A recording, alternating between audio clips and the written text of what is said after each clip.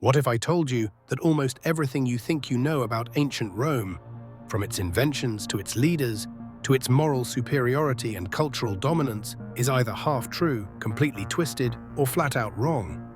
Think about it.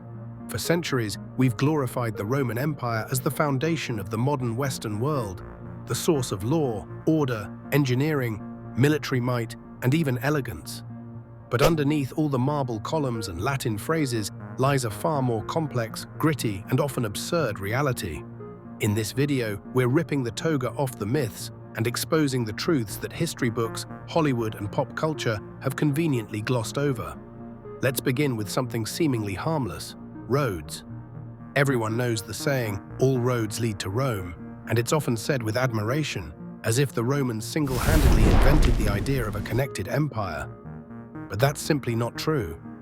Civilizations like the Mesopotamians, Persians, and Greeks had paved roads and trade routes centuries before Rome was anything more than a swampy village.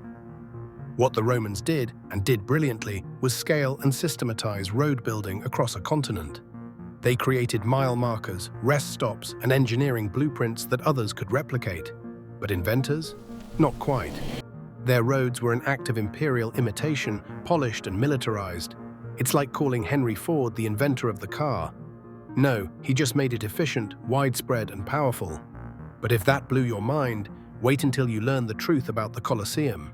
When you imagine ancient Rome's grandest arena, you probably picture shirtless gladiators fighting to the death, lions leaping from cages, and emperors giving a thumbs down as the crowd roars.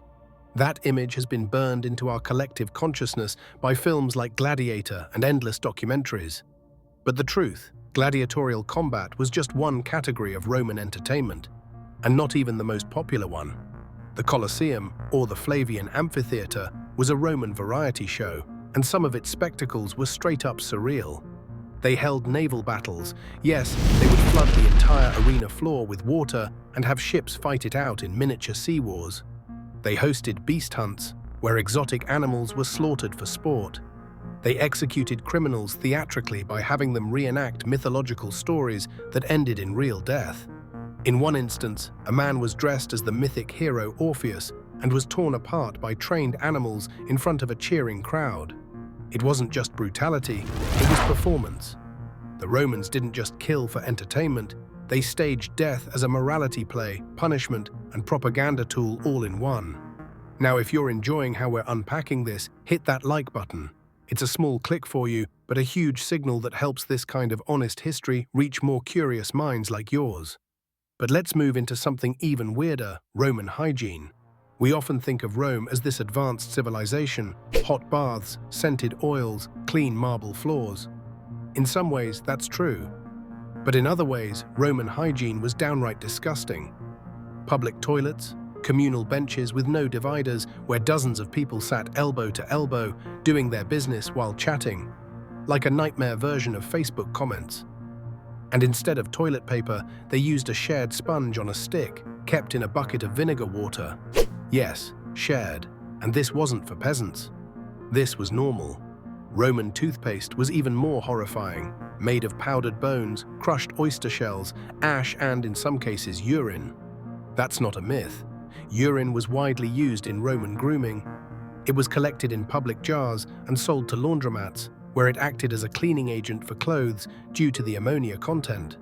So next time you see a Roman bust with a clean white toga, just remember, someone probably cleaned it with pee. Grossed out yet? Good. Because the biggest myth is still to come. Julius Caesar was never an emperor. That's right. One of the most iconic names in Roman history.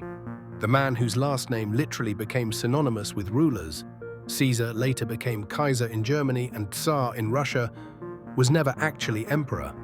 Julius Caesar was declared dictator for life, a title that terrified the Senate so much that they stabbed him 23 times on the Ides of March. It was his adopted heir, Octavian, who later renamed himself Augustus, that became the first official emperor of Rome.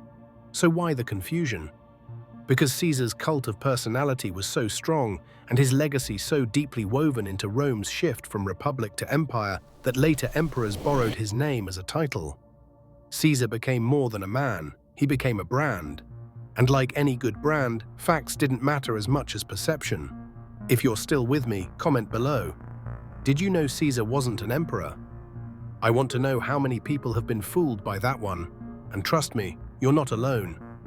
Now let's talk about religion.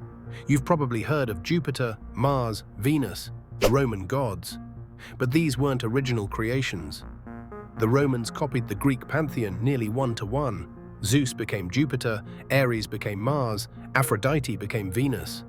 They didn't just steal the gods, they stole the myths, the stories, and even the festival structures.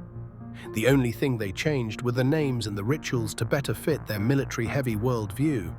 And speaking of festivals, you've probably heard of Saturnalia, the ancient Roman celebration of the god Saturn. It featured gift-giving, feasting, role reversal between masters and slaves, and public revelry. Sound familiar? That's because many elements of Saturnalia were absorbed into what eventually became Christmas. The timing, the traditions, even the concept of turning society upside down for a few days. All of it had roots in pagan Rome, and yet we rarely question it. That's the power of cultural recycling, something Rome did better than almost any other empire in history. And while we're on the subject of belief systems, we have to talk about Roman science and superstition, because this is where things get really wild. Rome was an engineering juggernaut, aqueducts, massive public baths, concrete structures that still stand today. It's impressive. But don't let the marble fool you. Alongside their scientific prowess was a deep, sometimes paralyzing obsession with omens, astrology, and magic. Roman doctors practiced a blend of actual medicine and folk magic. They carried amulets to ward off evil spirits. They read dreams and animal entrails to predict the future. Entire military campaigns were delayed or cancelled based on the movements of birds or the shape of smoke from a sacrificial fire. Even emperors had court astrologers who advised them on political moves based on star charts. So you had a society that could build an empire and still believed a sneeze was a message from the gods. That contradiction? That's Rome. And it's part of why it was so powerful and so fragile. If you're enjoying this journey through ancient BS and buried truths, subscribe now, because in our next episode, we're heading to ancient Egypt, where we'll uncover secrets that will make even this Roman video feel tame. But before we wrap, let's talk legacy. You've heard the phrase, Roman civilization laid the foundation for the West. That's partially true. Roman law, Latin roots in language, architecture, and urban planning are still with us. But the Romans were less inventors and more master curators. They adopted Greek education, Persian governance models, Egyptian symbols, and even Carthaginian naval techniques.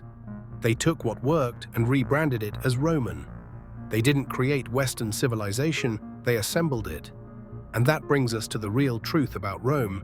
Its genius wasn't just in building roads or waging war, it was in shaping narrative. Romans were expert propagandists. Their coins told stories, their statues immortalized leaders with idealized bodies and divine connections. Their architecture wasn't just functional, it was ideological. Every triumphal arch, every basilica, every mural told the Roman people and the world that Rome was eternal, superior, and chosen. But strip away the marble, and what do you find? A civilization full of contradictions. They worshipped honor, yet glorified cruelty. They prized law, yet murdered their own leaders. They built systems to last forever, and yet they fell, spectacularly. And yet here we are, 2,000 years later, still obsessed with them, still quoting them, still romanticizing them. But now you know the truth. Rome wasn't original. It was efficient, it wasn't pure, it was pragmatic. It wasn't eternal, but it was unforgettable. So the next time you hear a Roman fact, stop and think, is this real or just a really old marketing campaign? If you've made it this far, drop a Roman helmet emoji in the comments so I know you're part of the few who stick through to the end. And believe me, those are the people this channel is made for. Because here we don't just repeat history, we investigate it.